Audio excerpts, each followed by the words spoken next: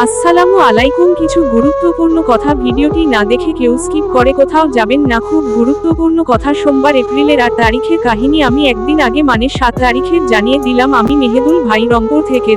7ই April আগামীকাল বিশ্বব্যাপী হরতাল পালনের আহ্বান জানিয়েছে আমাদের মজলুম গাজাবাসী ভাই বোনেরা। গণহত্যা বন্ধ করার দাবিতে বিশ্বের সকল দেশে একযোগে স্কুল, কলেজ, ভার্সিটি, অফিস, আদালত সব বন্ধ রাখার আহ্বান জানিয়েছে তারা।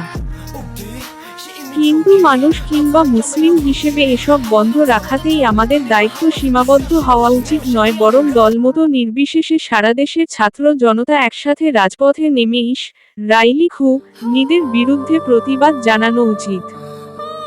আমরা হয়তো এই মুহূর্তে আমাদের গাজার ভাইদের পাশে দাঁড়িয়ে লড়াই করতে পারবো না, কিন্তু তাদের লড়াইয়ের সাথে একতা ঘোষণা করতে নিজ ভূমির রাজপথে অন্তত নামতে পারবে।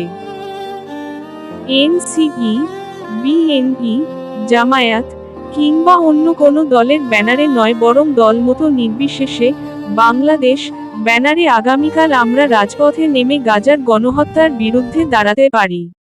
খুনি-র-তপিপাসু নেতানিয়াহুর বিপক্ষে স্লোগান দিতে পারি।